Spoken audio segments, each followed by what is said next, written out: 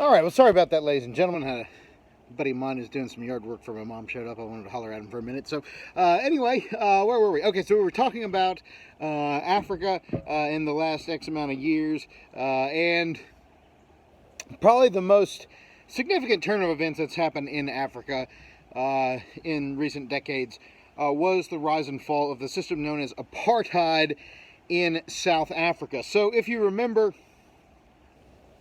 South Africa had been the site of the Boer War, where Dutch and British settlers had fought over the territory. And of course, you still have, several native tribes as well there in South Africa. And so South Africa gains a certain level of independence from England in the 1910s, and then gains a more full independence after World War II.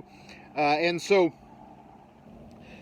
this leads to an interesting dilemma for the ruling class of South Africa, because South Africa had a lot more actual settlers from the European nations than a lot of these other countries did. So, for instance, a land like Tanzania was a German colony, but there wasn't like huge amounts of German settlers there, right? So in South Africa, though, you actually did have a decent number of both British and Dutch. And the British and Dutch never fully got along with each other either. So, either way, there was you've a much larger white population in South Africa than all the rest of Africa.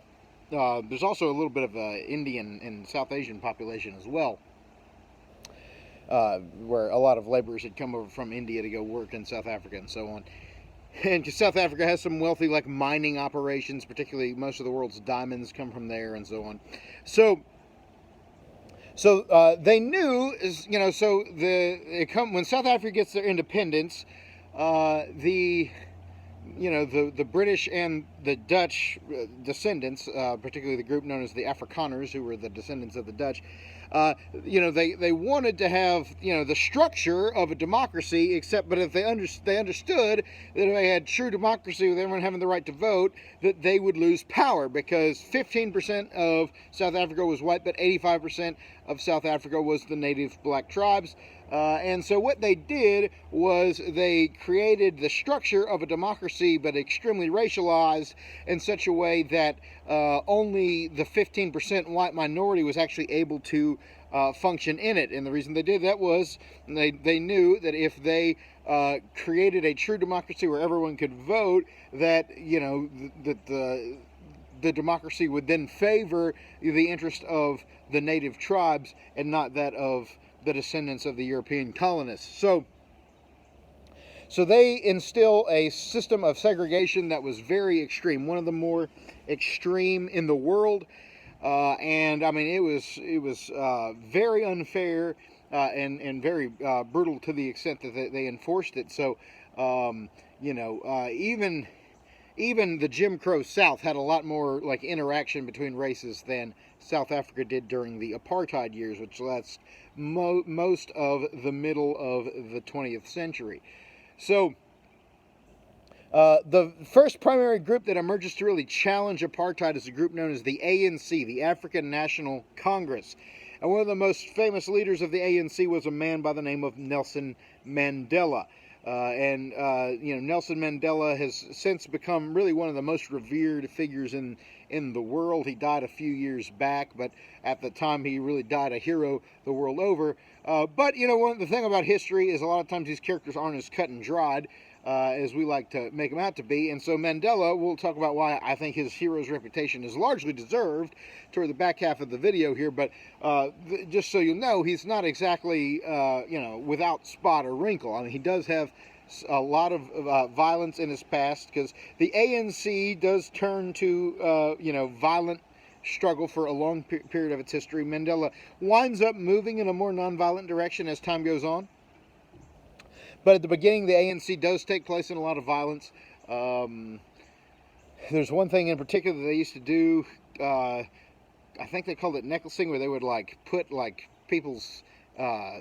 put a tire around people's necks and then light it on fire, which is kind of insane. And the ANC was a group that had communist leanings, so they were pro communism kind of aligned with the Soviet Union. And so, so Mandela, deserves credit for fighting against an unjust apartheid system, but he also would have imposed a system of communism on South Africa that has, done, disastrous damage to so many other nations in the world. So he's not a perfect saint, but nonetheless, we'll see why it's still kind of safe to consider him a hero in context. So Mandela ultimately is going to wind up being imprisoned for his actions with the ANC. And the apartheid system is going to, after a period of time, gain increasing international condemnation. And it really especially gains ground in the late 70s, early 80s, once America's kind of finished the system of desegregation here. We then kind of start leaning on them to do it as well. And there's, some threats of violence. In particular, there was... well, let me say this, because I haven't set up enough as to what makes South African apartheid such a big deal beyond... Obviously, the segregation is a terrible thing, but then and very dehumanizing. And obviously, it's unfair to claim to be having a democracy while you're... disenfranchising the overwhelming majority of the citizens of your nation, the native-born citizens of your nation. But in addition to all of that, you also have the thing where they actually moved populations to certain areas, and they created like what they called homelands for the different tribes that are kind of similar to Indian reservations here.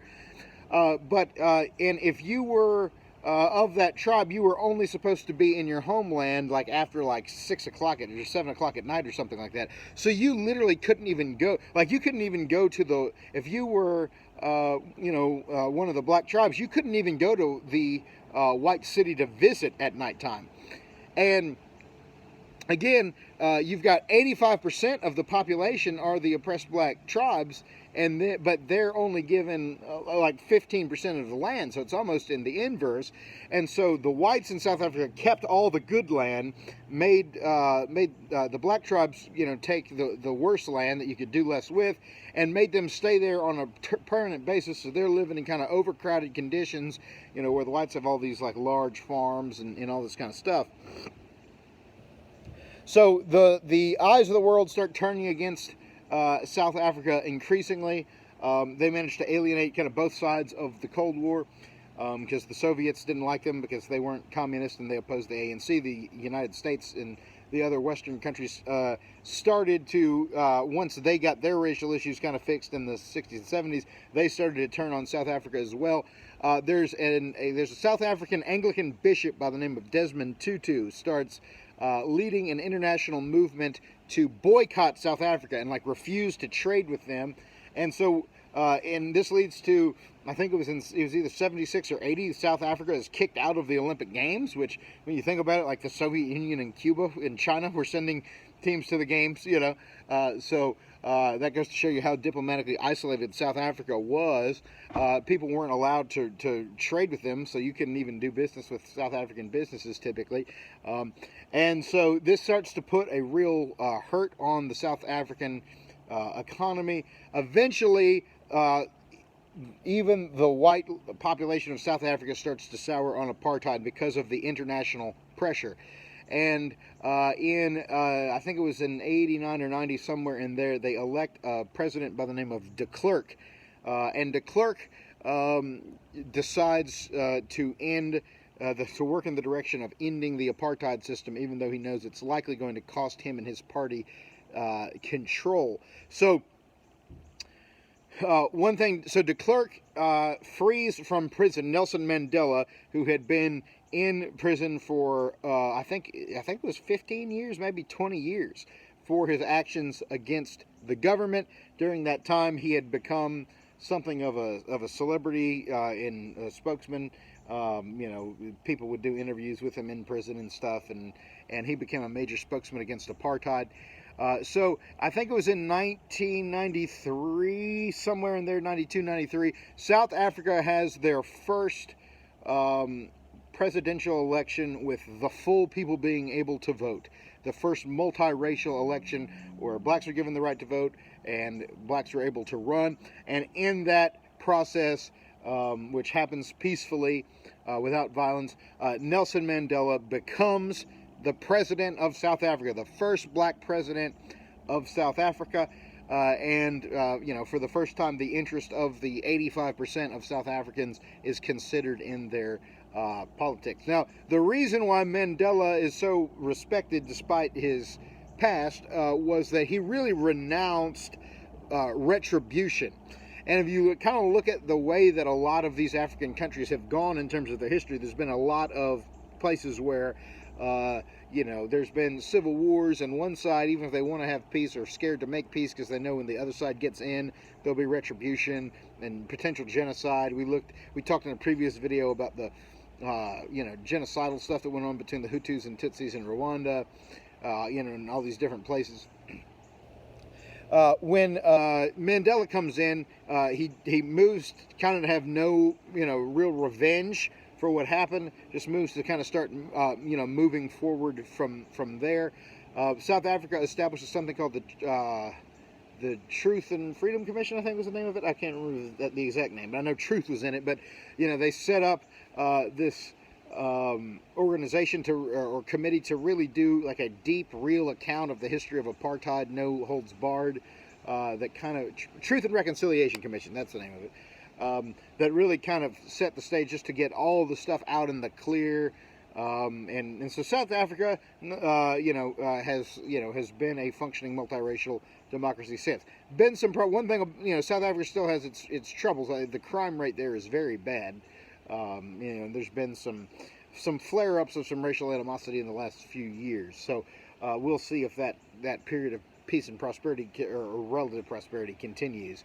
It may not. We shall see. But one other thing about Africa in recent decades has been, they've really, especially in the early 2000s and into the early 2010s, really got ravaged by an AIDS epidemic that was very, very significant. There are countries in Africa where nearly a fifth of the population wound up with AIDS. I've talked to missionaries during the pandemic, which I think has improved some. I think it's still a little bit of a problem, but I've talked to missionaries who had spent some time in Africa who had literally gone into tribes, and the oldest person in the tribe is in their 30s because the whole previous generation was wiped out by AIDS. So that was a major problem that did a lot of damage to Africa. And of course, Africa already struggles with a lot of diseases that are kind of only there in the world. So they've kind of had some hard rows to hoe, in their time between all the malaria and all the different things, plus all the poverty, all the civil war and governmental instability. However, there are some signs that Africa might be starting to turn the corner. A few countries are starting to industrialize more. Extreme poverty has been cut down significantly, as extreme poverty being defined by people that live off of $1 a day or less. So there's some slow steps to progress, and I can see Africa being a much more prosperous place in 30 years.